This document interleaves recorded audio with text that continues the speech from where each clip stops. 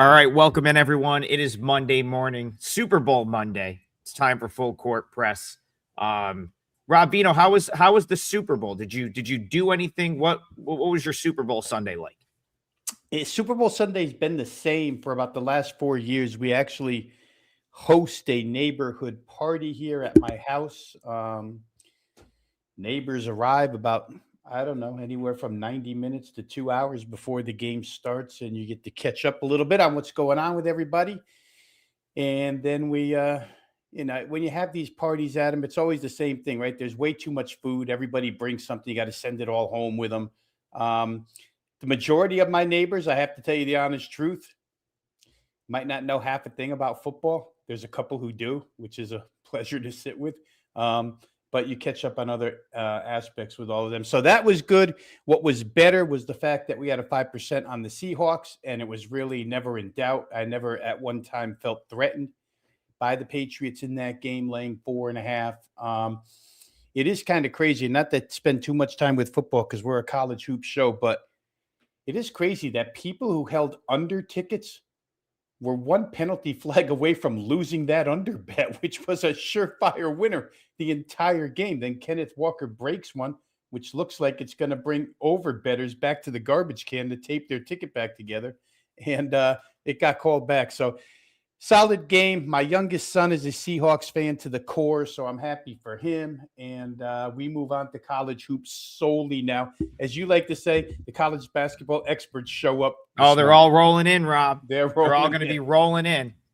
I can't. Yeah, it is what it is.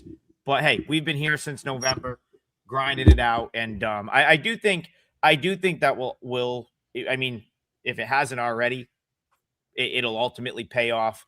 I didn't have the best November, December, which was unfortunate because I feel like historically that's always been a good time to beat the market in college hoop. Though I do think things have changed in that regard a little bit with all the rosters moving around and stuff. The last few years, for me personally, February and then that first week in March has been the best stretch of the year. Like consistently for me, going back like 5 years. If you go back a couple years ago, I had an insane run like during the NCAA tournament. Those are always nice, but it's hard to count on. That's, in my opinion, that's the hardest time. That's almost like running hot. It's like running good in the NFL. Like you can't convince me that anyone out there is just like so sharp that they're beating like NFL sides and like full game totals, like on a every single year basis. So like, that's kind of how I look at the NCAA tournament. Like, yeah, you can run hot in the tourney, but most years it's going to be, once you get past that first weekend, it's going to be hard to like truly find like big time edges in the tournament. Now, the other smaller tourneys, that's a whole different story. But anyway, we're here. We're ready to rock. Rob Vino, big game out in Lawrence, Kansas tonight. I was just there. That was, and listen, my sister went to Duke, and I, when she was a student there, I would steal an ID, like a student ID from one of her friends that wasn't going to the game.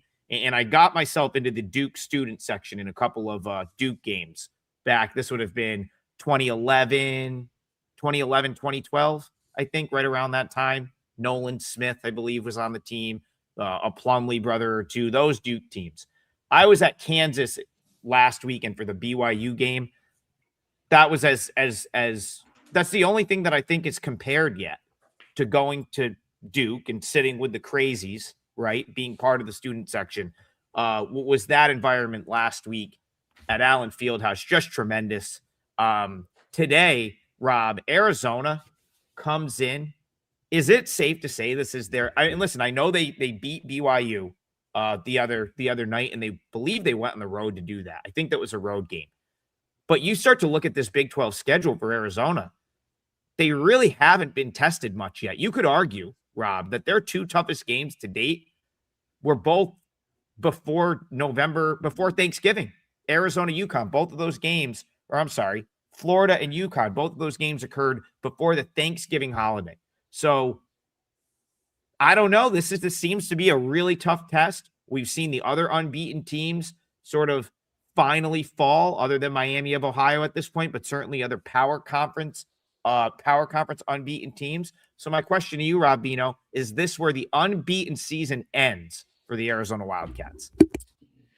Well, I'll say this much, Adam. I think beating up on the less thans that Arizona has played in the schedule has certainly overvalued them in some aspects. If we just split it into siding and total results, right? Where the total is concerned, Arizona, they're priced to the over so heavily at this point in time that they've actually gone now 5 of the last 6 to the under full game, 5 of the last 7 to the under team total.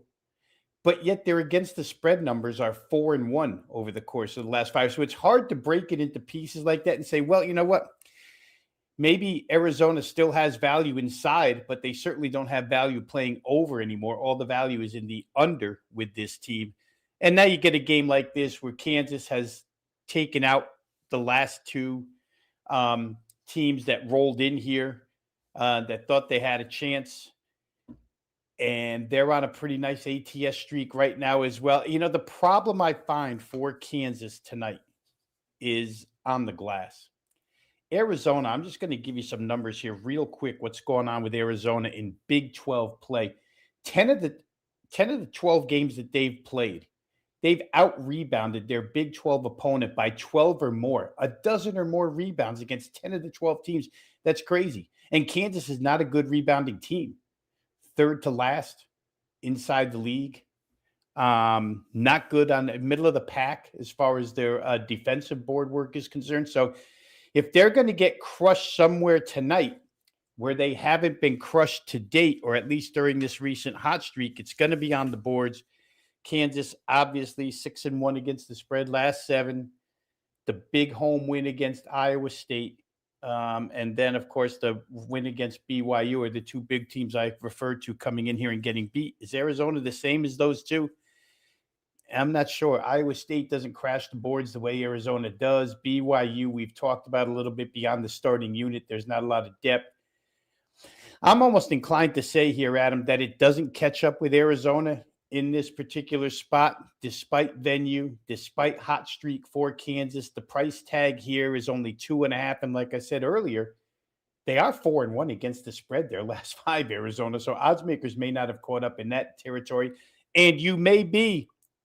Let's reverse it a little, right? Because you've gone on record as saying you think that teams, especially home teams, start to get taxed a little extra at this point for home floor and whatnot. And maybe the tax here is applied to Allen Fieldhouse and the hot run that Kansas is on, because to see Arizona only a 1.5 opener, market bets them up to 2.5. I don't know. Based on what we've seen out of Arizona, I would say this: based on their depth, based on their rebounding, their point guard play is really good. I might look Arizona here to stop this Kansas win streak. That's the way I would prefer to look as far as total is concerned. Like I say, Arizona's been on this huge under run. But just to stop in my tracks a little bit, KU's been on such a good offensive run at this point in time. And some of their stuff is, Council Jr., who we've talked about a ton, Darren Peterson, who we don't really need to talk about because everybody who fell off a tree branch knows who he is. They got guys that can put it in the bucket. So I'm inclined to say that this one gets over 151.5, just because of the way the matchups fall in this game, and maybe Arizona minus the points. So there you go. Because WagerTalk might clip it, I give you two thoughts here. I give you Arizona laying points, which I think is probably the right side, and probably an over 151.5 from my perspective. Yeah, I mean, listen, this is so that was kind of that was one of my first thoughts as well, was, numbers probably too short, even though I don't mind, Kansas in the spot at home. I don't think it's going to be an easy game for Arizona. I do think when you look at this stretch coming up for the Wildcats, there's probably a loss in here somewhere, right? Like, this schedule gets very, very difficult from now till the end of the season. And then you sort throw in the fact that you're going to probably get everyone's best shot, through that stretch. There's probably a loss somewhere in here for Arizona. But, this game is very interesting to me because you've got a Kansas team that has the best player in college basketball in Darren Peterson. Whether he plays the full game or not, you never really know, right? And there's obviously ulterior motive there. You've got, they're trying to, he's obviously trying to protect himself for the draft in terms of, I almost think it's the type of thing, Rob, where it's like he must have someone, his agent or his handler, whoever it is, like in people's ears saying like, okay, we've shown enough in this game. Like that's what it feels like a lot of times where it's like he played 20 minutes, 17 points on 6 of 8 shooting. All right, he's shown enough, right? Now, I do think Kansas has a little bit of a say where it's like, hey, we need to go out and win this game. But that's kind of how I felt at the BYU game where he played the first half, was excellent. They got up 20, and now he's not out in the second half. So I don't know if Kansas has like the negotiating power to be like, no, we need him for the full game here. It's the number 1 team in the country. But like, there's no question about it. Like when he's on the floor, I mean, Kansas is so like, you need him on the floor, right? Like you need to know if he's going to be on the floor because when he's not, even going back to that second half, Kansas BYU, I mean, BYU was able to quickly get back in the game. Kansas's offense didn't have that same punch without him. Now on the Arizona side, you might have a couple of guys that can guard him here more so than some of the other teams Kansas has played of late. And then when you're talking about Kansas, Kansas or Arizona's ability to score on Kansas, well, Kansas is really solid 2-point defense. We've talked about this in, some of the Kansas breakdowns over the last couple of weeks where you kind of have to win one-on-one matchups and score against them. They're very good at keeping you out of the paint and forcing you into like a tough paint shot. That's why I thought BYU would have more success against them because I thought the Bansta would win some of those matchups, and he really didn't. That was my biggest takeaway from that game, right? Like Kansas BYU, which was, and then really Kansas Texas Tech at times as well. Those were some good scores that couldn't really seem to get going against Kansas's defense on the interior. Now, you can shoot threes against Kansas. We talked about that. You've made the point where Kansas will give you a 3. Interesting to me, Arizona doesn't take any threes. They take threes as little as anyone in the country, but Rob, they hit on a pretty good clip. So it's almost like they're not firing up threes because they don't have to jack up threes, right? They've got the ability to score on the inside. But you can't say they can't make them because Arizona's 3-point shooting this year, they're 88th in the country, 35.5% from 3-point range. So they're hitting them at a good enough percentage. They just don't take many of them. Very interesting game. My thought was it's not the worst spot in the world to maybe like play for the Arizona loss, but like you, Rob, I couldn't get there on that number. I think the tax for Allen Fieldhouse, even being as incredible of a venue as it is, was a little bit too high. So for me, I really don't have any real actionable info here. And sometimes that's going to happen. We're going to talk through it and maybe point you to something else. I would love to take Kansas in this game, but for me, I needed a little bit more. I needed a better number, Rob, than 2 or 2.5. If this comes back throughout the day, because again, a lot can happen. Let's say Arizona gets hit and suddenly we're in the 4 range, right? We're in that 4, like 3.5, 4.5 range. I think you could talk me into a Kansas play at that number. At the current number, just not going to be anything for me. So I will, I guess, for the sake of a pick, in case they clip this, I'll defer to you and hopefully we can get your total will get there because I think this is a very tough game to bet on the side. Well, here's what just happened while you went through your analysis. The game got hit both ways. The number went back to to Arizona, only 1.5. The 2.5s all went away. We're looking at 1.5 and 2. And the total went from 151.5 straight up to 153. So they played Kansas. They played over. The over move was universal. You see some 153.5s out there. Now, the side move, not quite as universal. You can still, there could be a lag in some of our, signal stuff here, Adam, but you could mostly 1.5s, a couple of 2s. a straight 2.5 or whatnot. So you can, we talk about this all the time. We come on from 10 a.m. to 11 a.m. every morning, and these lines get hit in this particular time period. They get hit. Yeah, and that's why everyone's like, because when I'm not on, and I'm not traveling the globe trying to go to a game, I'm at home, right? And so when I'm at home, people are like, why are you always looking off to the side during the show? Well, the board's going crazy. We do this show at like the time where all this stuff starts to really go nuts. And so yeah, it's it's good and bad. It's good because you get some real-time reaction to it. It's bad for us because a lot of times the window to bet on a move like that can be slim, where your number's totally gone. And so I think it's good to note though. But I mean, I think it benefits the viewers the most because a lot of this stuff we can kind of talk through. Okay, maybe that's a fake. Maybe that's actually real, legitimate action coming in. Rob, I think during this window, a lot of times, this is the window I think is pretty legit from the moving standpoint. I think the fakes come a little earlier in the morning, and then 10, 10:30, 11 is when like actual money starts to get thrown around. So anyway. Billy Humphreys says, I swear the odds makers watch this show. Hey, maybe they do.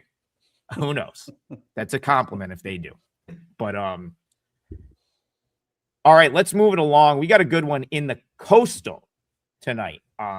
First time, I think I didn't accidentally call it the Colonial Athletic Association. I'm still sort of, can't help myself in that regard. It was the CAA for so long. I can only imagine, unless they name the MAC something totally different, the Metro Atlantic Athletic Conference, I'm sure I'll slip up there.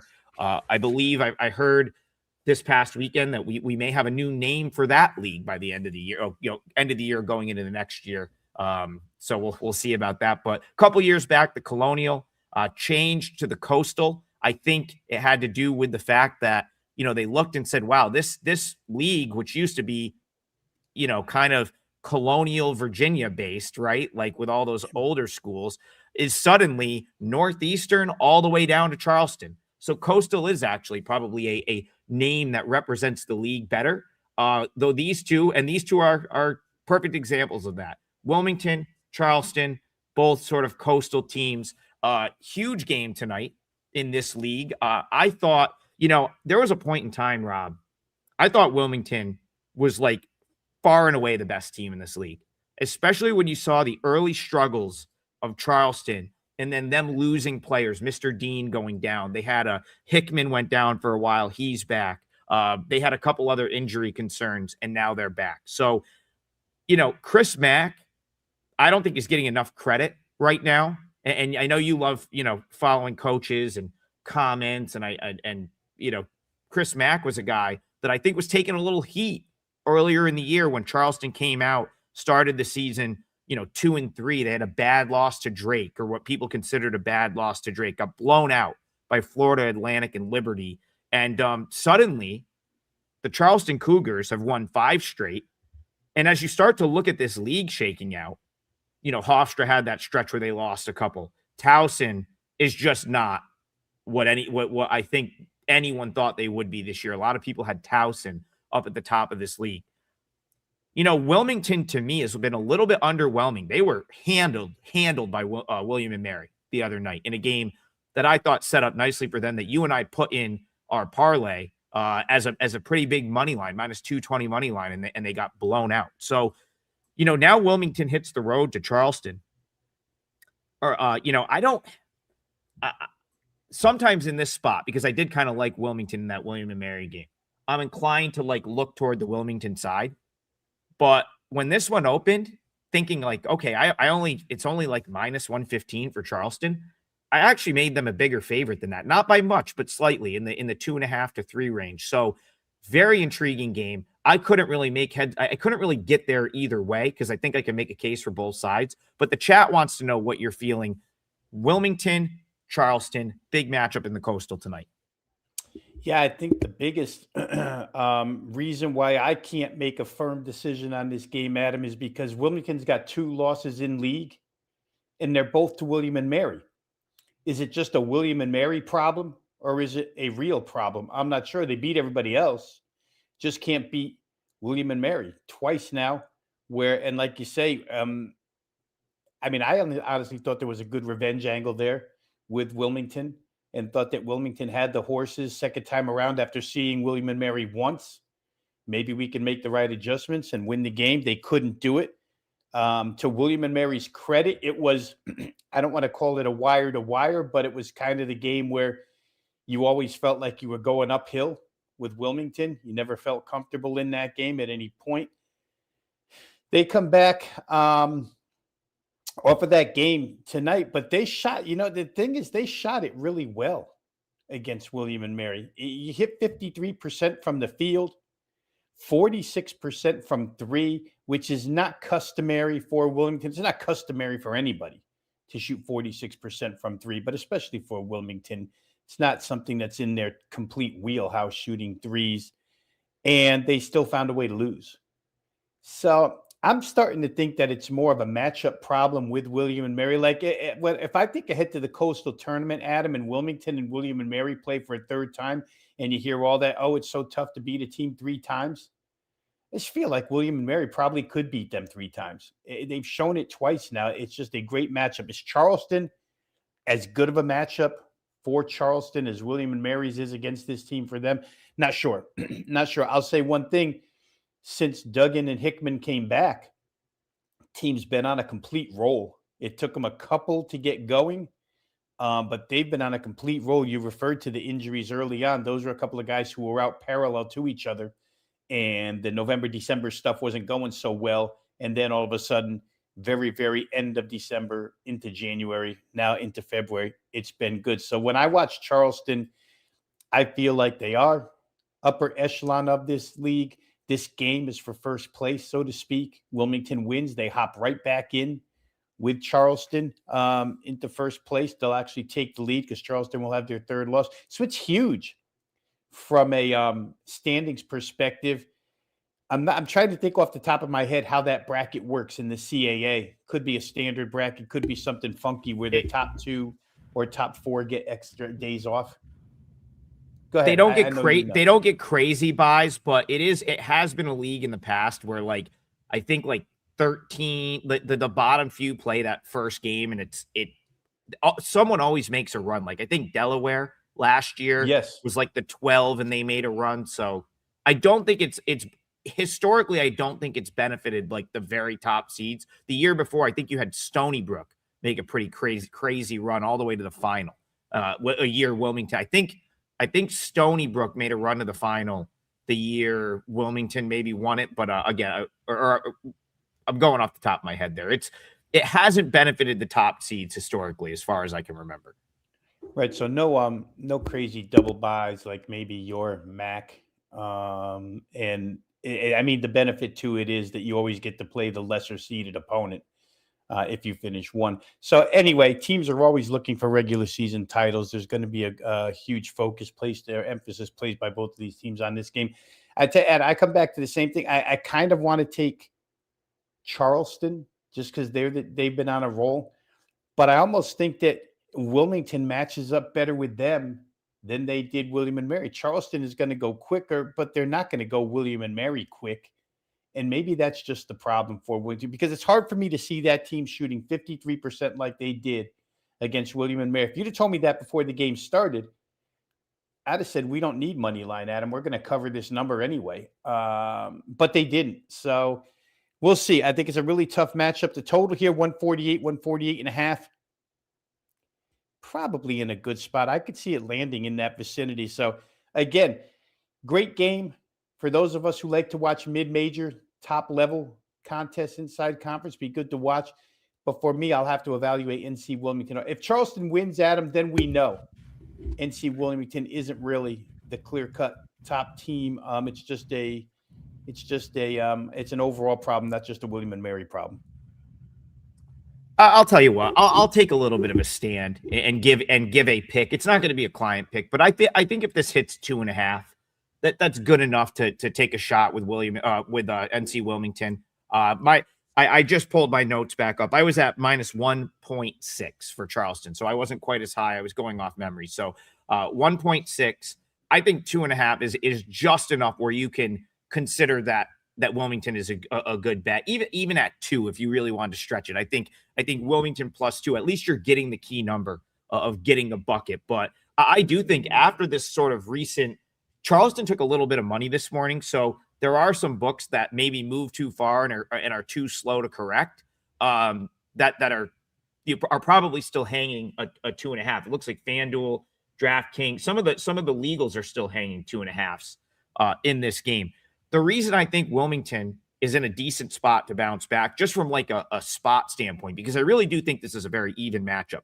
But that loss to Wilmington came on the heels of 3 straight road games. Okay, so the way that was scheduled, and Rob, maybe we didn't put enough stock into this when we talked about this game on Thursday, but you always bring this up, like the first game back from a very long, grueling road trip tends to be tough, and then suddenly you got to play Wilmington, Brian Earl, that crazy style. That's the team you draw in that spot. Maybe we didn't put enough stock into that for Wilmington last week, but remember, they played William & Mary, Hampton, and Towson in 3 consecutive games on the road.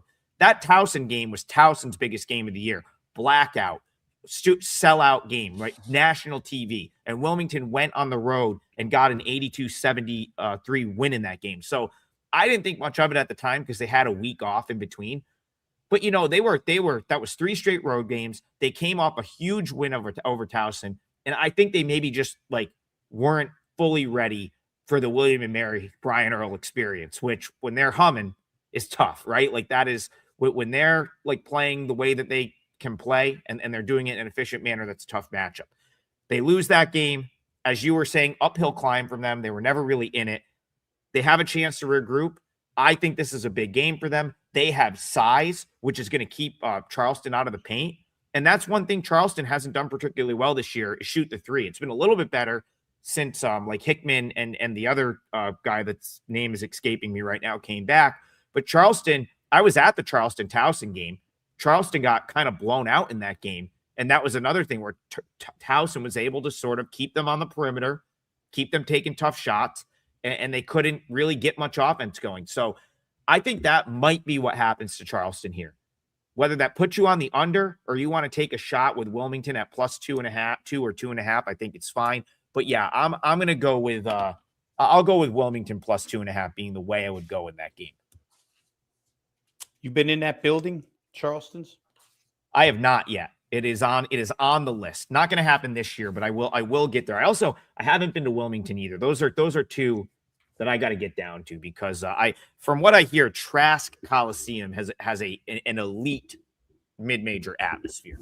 Always packed, always sold out. That William & Mary game was sold out. And so again, I think sometimes the overhyped spot can work against a team, right? Where it's just like, and I almost think that could have happened a little bit to Wilmington last time out. So this might be the spot to come back with the Seahawks in what should be a very good game nonetheless.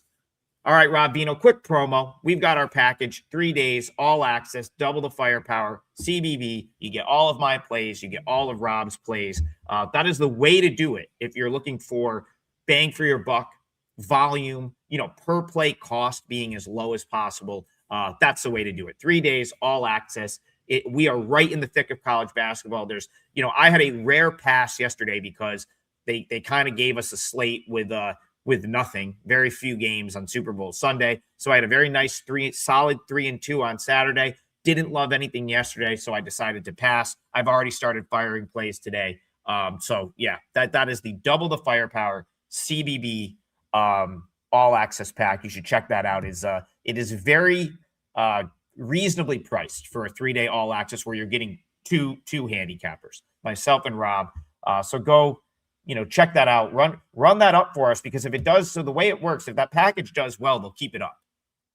If it doesn't for some reason, they'll probably take it down. And we don't want to, if they take it down, it ultimately hurts you guys trying to buy the picks because then you're back to, that 2-for-1 is gone. So continue to support that for us. We very much appreciate it. And I'll continue to drop a client player or 2 on the show when I can. I may be able to do it today. I've got one locked in already that I think I'll probably give here. But I want to go to Garth first. Garth, I think this is a typo, but I'm reading this, and I think what he means is Southern Illinois, Indiana State, because he then says he leans Indiana State 2.5. So you'll have to clarify, but I'm going to read this as thoughts on Southern Illinois, Indiana State, because Indiana State and Illinois State are not playing each other, but they both play today. But the Indiana State 2.5, the other line is way, way off. So I'm going to read that as you lean Indiana State. You lean Indiana State against Southern Illinois. Rob Dino, we talked about Southern Illinois on Friday night when I complimented the Missouri Valley for being the only team that truly scheduled properly this week, and they took over Friday night, and now they're taking over tonight, Rob. So you were right about that game. Southern Illinois just not really being able to handle to be able to score. I believe that was the Murray State game. Was the Southern Illinois opponent. Murray State ended up getting there in, I believe, an ugly game. I just want to double check and make sure I'm right about that, because some of these teams' games blend together. It actually got kind of crazy after a while. It was 91-81. So Rob, I'll let you kind of take this game over. That was not the game Southern Illinois wants to play. Southern Illinois does not want to play a 91-81 game with Murray State. That's just not the game they want to play, and it does not surprise me that they lost a game where there was 170 points.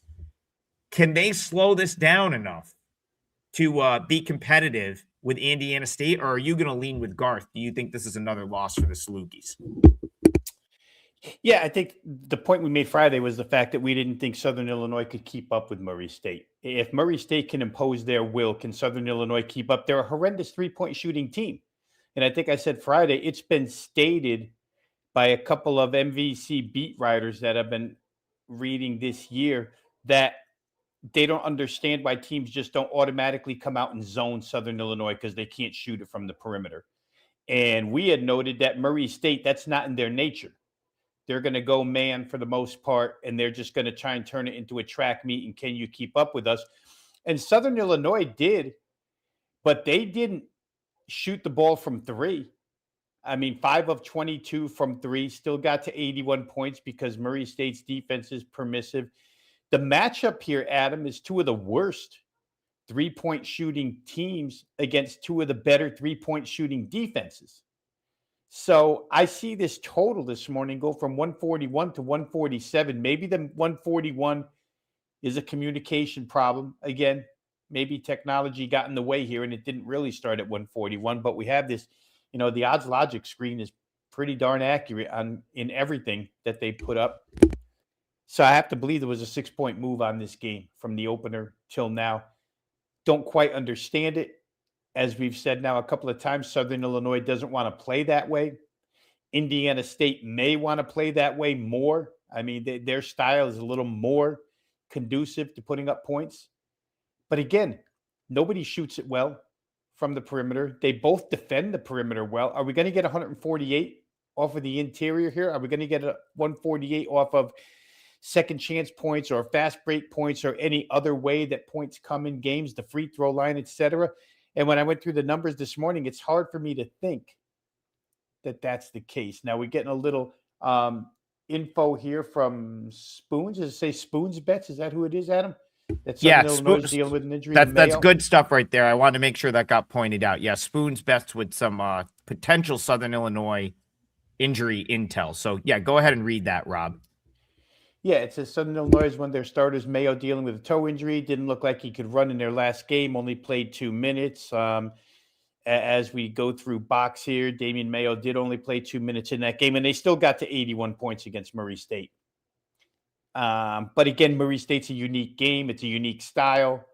It's a keep up with us type of game. We'll see if that has an effect, if the toe injury has an effect here. I just, from a general overall totals perspective, did not understand the 6-point move to the total. I forget whose question this was originally, Adam. Maybe it was Garth who said he leans. He likes Indiana State. Yeah, he likes Indiana State in this one. I can't dispute him simply because Southern Illinois, while they're gritty, they just don't shoot it well enough. So Indiana State's not a team that I want to have my money on, but if there's deeper injury concerns, then potentially you could be there.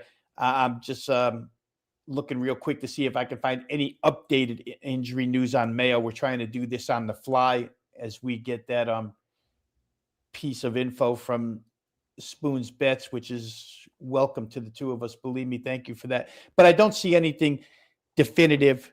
So we'll see. We'll see. Maybe as it gets closer to game time, we can tell. But Garth, I would not talk you off the Indiana State side.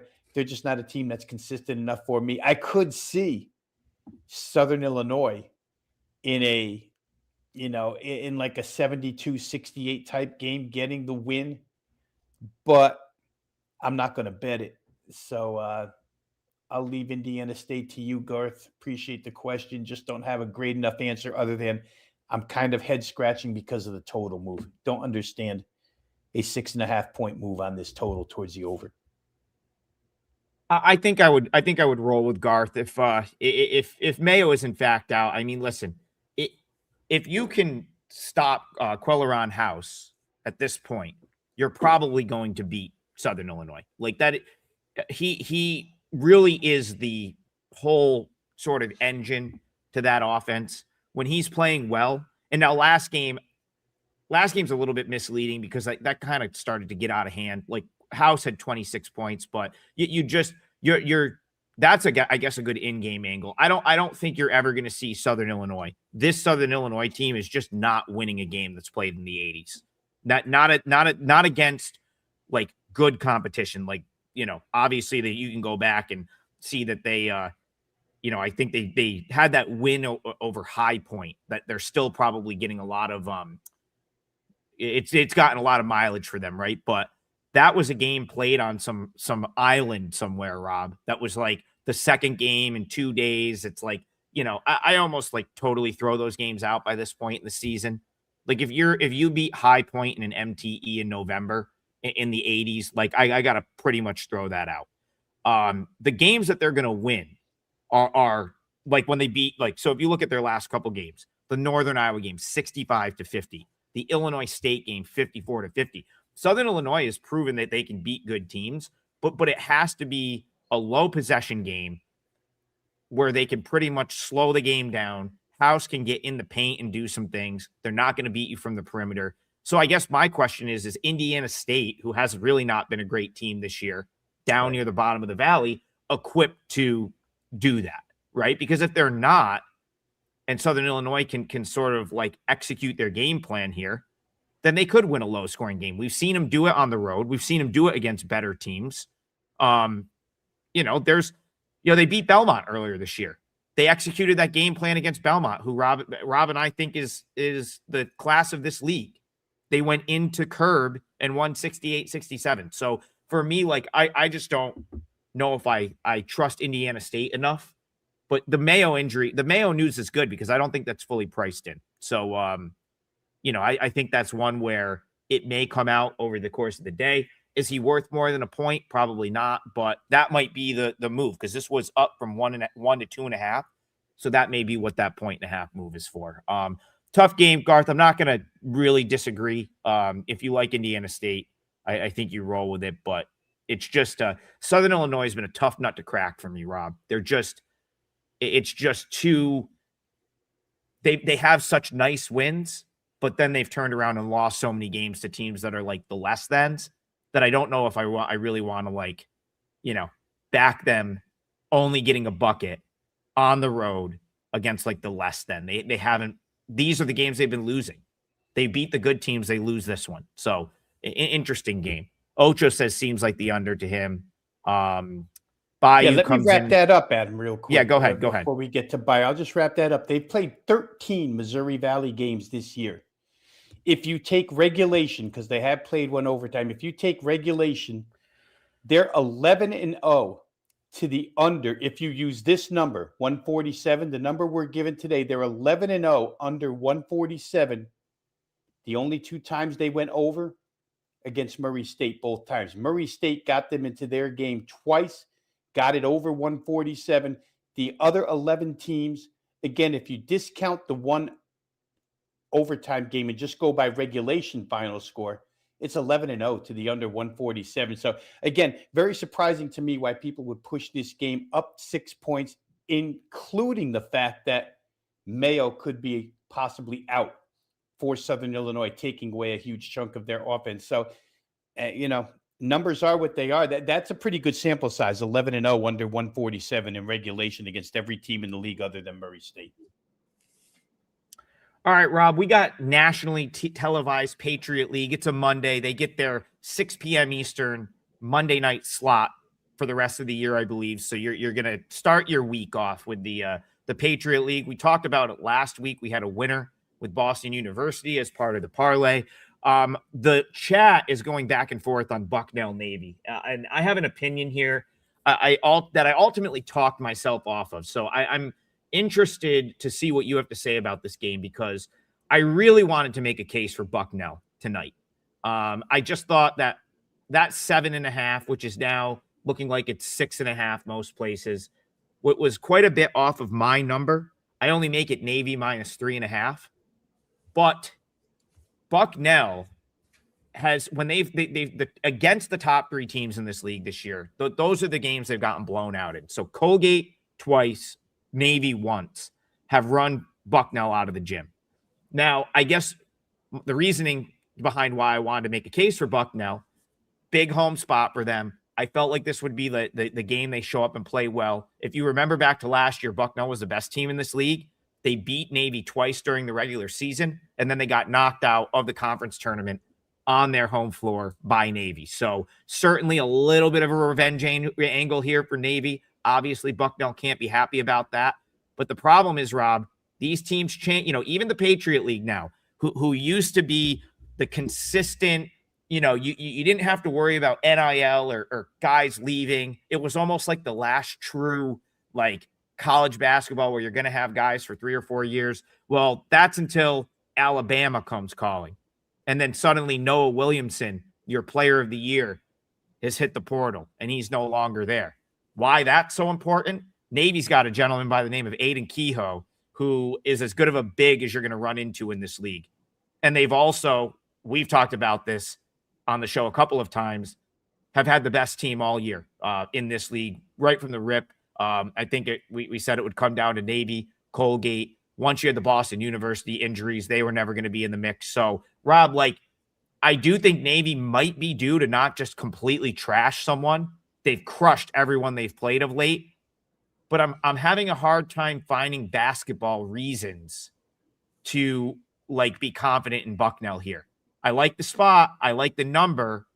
But boy, has Navy been good. And without that big-time rim protector, who stops Kehoe in this matchup? So Navy Bucknell, what do you have to say about this one?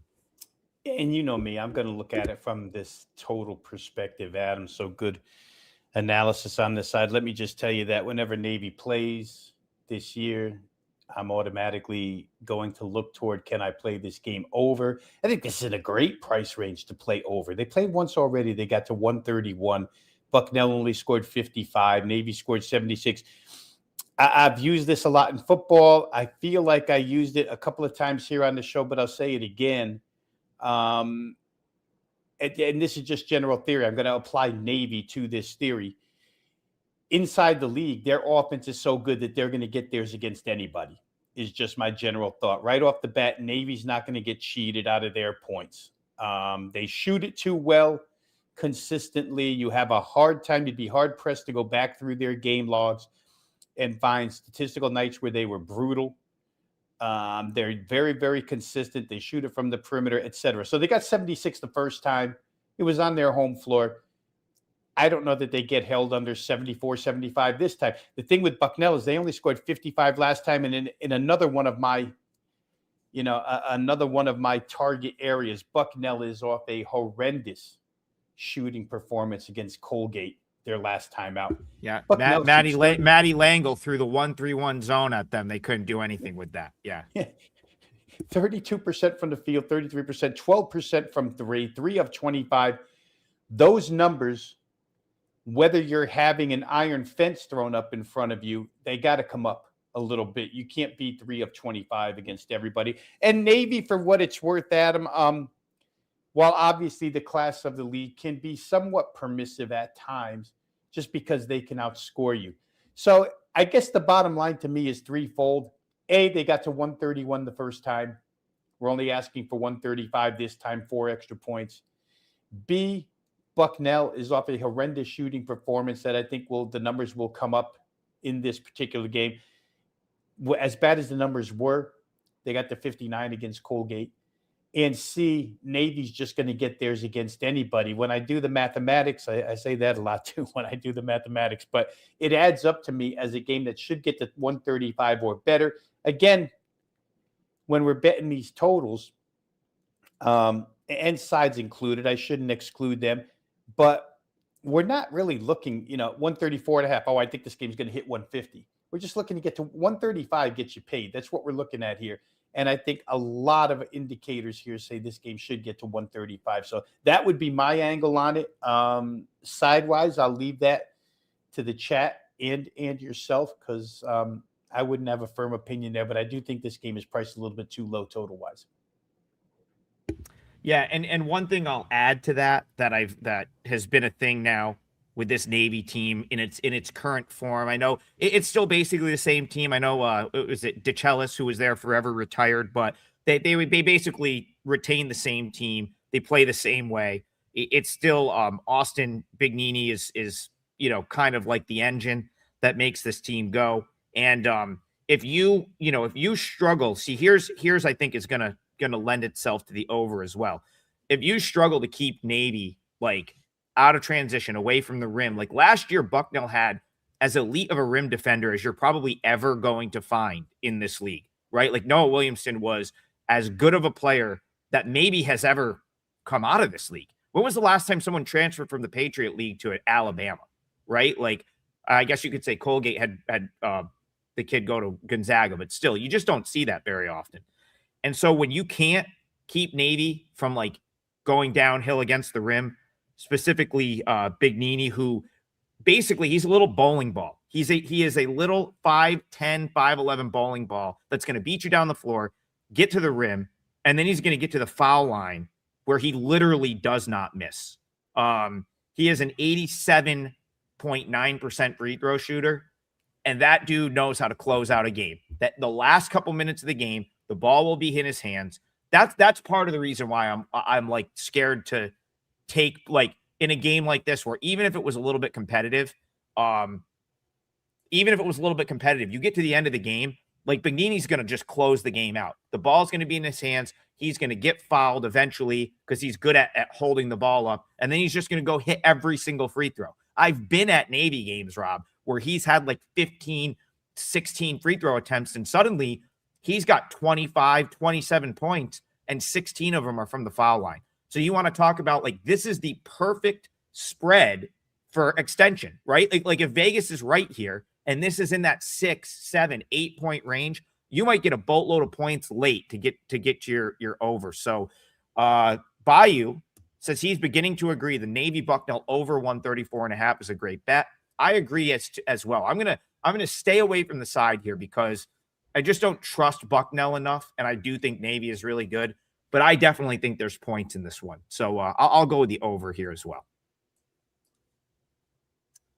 All right, Rob, I'm torn between a couple of different ways I could go at this parlay. So I'm gonna let you go first. If you know, otherwise you can put me on the spot and I'll go. I've got I could do it now. If you want another minute to think about it, I'll give mine out. It's up to you.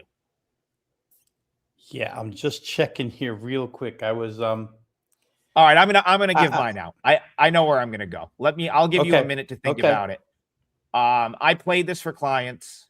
It's moved a tiny bit, so I don't mind giving it out on the show. You can kind of, I guess, do what you want with it.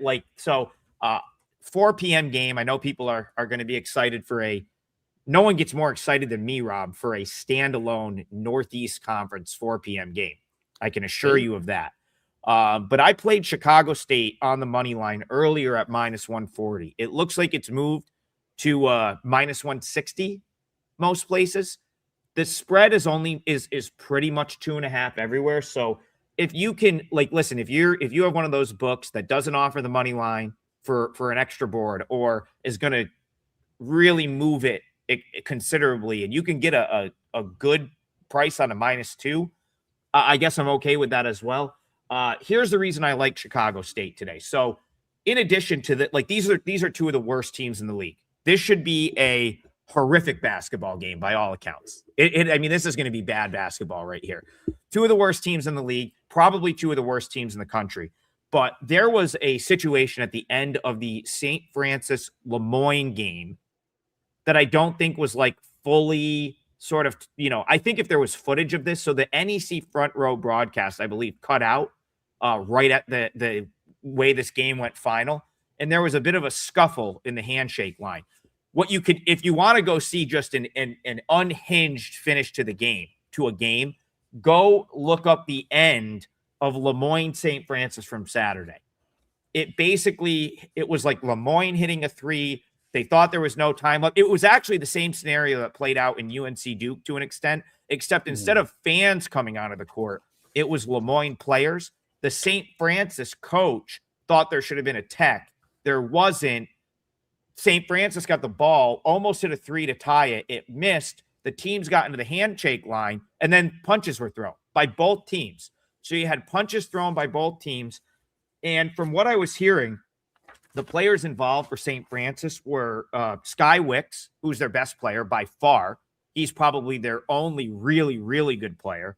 And Ahmad Harrison. Now, Lemoyne had I believe Sanders from Lemoyne definitely threw a punch, but Lemoyne doesn't play today. So what I'm thinking is the league is probably still trying to review the tape, trying to figure out if there is, I'm sure there is a tape, right? It probably was just the feed cut to the NEC front row. But the point is this, like, this game's at 4 p.m.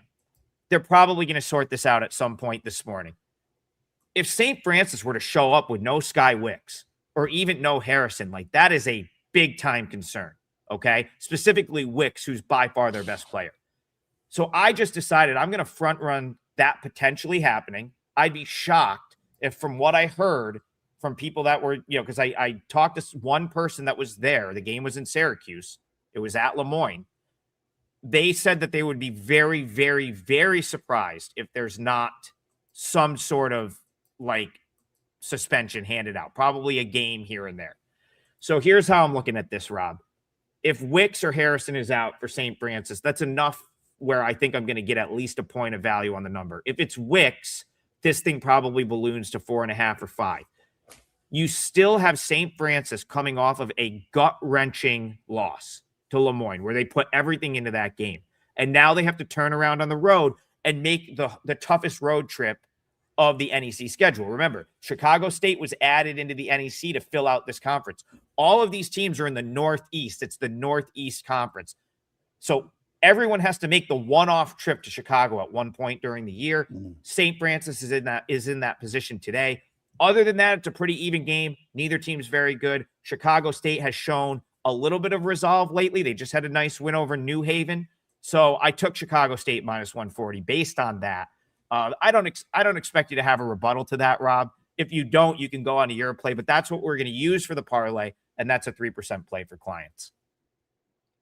Yeah, and just looking at our clock here, Adam, at 10:54, I'll just dive right into mine so that we have a little bit of extra time to maybe fit in one more question from the chat or recap the parlay or whatever. Because I was a little bit torn here, but I'm pretty much going to go with the Indiana-Oregon full game over the total 142.5. Now, the dilemma was, do I just play Indiana team total or do I play full game over? But I think we get value here, Adam. Let's face it. These numbers are based on regular season results, on regular season power ratings to date. And Nate Biddle just came back for Oregon last game against Purdue and basically, stepped right in and reassumed taking the amount of shots that he takes for this team. Only 1 of 8 from 3. Obviously, there was some rust on Nate Biddle. That game stayed well under the total into the 130s. But second game under his belt now, second game with the Oregon other quartet that starts along with him, having him back in the lineup, little cohesiveness, and a far more accommodating defense in Indiana than Purdue. Purdue can lock you down at times when they play solid basketball. Indiana, not so much this season. However, what's good about Indiana this year is the offense has been really good. And I think what factors in for me with Indiana here tonight is the fact that, again, it's in Bloomington, but they've had two really poor 3-point shooting games back to back. And Indiana's a pretty good 3-point shooting team. Mid-pack in the Big Ten, a huge conference membership league. They sit 7th in 3-point percentage. And the last thing I'll say here on behalf of Indiana offensively is, I've singled out Tucker DeVries a bunch this year as a guy who's absolutely struggled.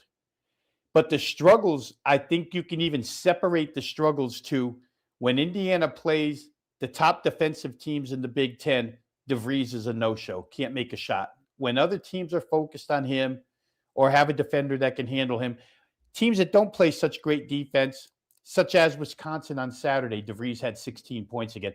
Oregon sits in that not so great defensive category, even with Biddle back at 6'11", 7 foot. They still haven't been that good of a defensive team. This number is sitting at 142 and a half, if you want to take the high side of it. But to me, that 142 is based on Oregon's ineptitude on offense all season long. It's not based on the fact that Nate Biddle is now back. They're, other than Jackson Shellstad, their best scorer. Shellstad remains out. And it's his second game back in the lineup. These are little things that odds makers don't put into the number. You know what I mean? We talk about statistical stuff. It's all formulated. We make a number, market corrects it, et cetera. I don't know that the market has corrected this one early. So I'm going to jump. I'm going to correct it and say over 142 in the Indiana-Oregon game. Let me just make sure there's enough 142s out there to say that, Adam. It looks like there's probably a significantly more 142 and a halves out there. So we'll go with that for the show purposes. Indiana's off an overtime game Saturday against Wisconsin. Game went 155. It had overtime included in it. I think Indiana, like I say, bounces back from the 3-point arc tonight against this particular team. Oregon, for what it's worth, sits 13th inside the Big Ten in 3-point defense. So it's a good spot for Indiana, Tucker DeVries and company to shoot threes. Wilkerson's been great for this team offensively. I just think we're taking advantage of a number that's based on, 11 games without Nate Biddle, 20 games without Jackson Shellstad, however many it's been. And with Biddle back in his second game, I think Oregon's offense is probably the key to this. I think Oregon's offense will probably get us enough to get this thing up and over, because I got the utmost faith Indiana will pull close to 80 in this contest. So give me that, Adam. Oregon, Indiana, Big Ten basketball, up and over 142 and a half. And just an off-the-cuff comment here. It's crazy to see Murray State hosting a 10 p.m. Eastern game tonight in the Murray Valley. CBS Sports Network wants to get the MVC on TV. I'm all for it, but I haven't seen the 10 o'clock start in the MVC in a while. I absolutely love that. Standalone games, get your conference some exposure. No, I thought your breakdown was fantastic there. I really don't have anything to add. We will go with two-teamer. One. So someone asked in the chat, we're not going to break down this game, but this is an Arkansas Pine Bluff zip up. I thought we might talk about it. I will throw out one thing that you should look for if you're going to bet Jackson State, Arkansas Pine Bluff. Deshaun Ruffin did not play last time out against Mississippi Valley State for Jackson State. He is the leading scorer in the conference. He's by far the best player in the conference. It may have been just some scheduled rest because everyone is just running through Mississippi Valley State. And he had played 3 straight games of like 40 minutes or more. One of them, he played 42 minutes, went into overtime.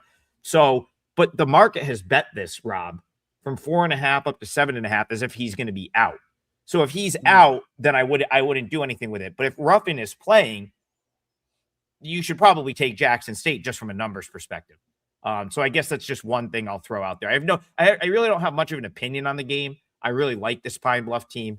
This was the first. I was running late this morning, Rob, so I just kind of grabbed this and threw it on. I said, "Oh, Pine Bluff's playing today. We'll rep the zip up." But yeah, that's just something to have your eye on if you want to get involved in that game.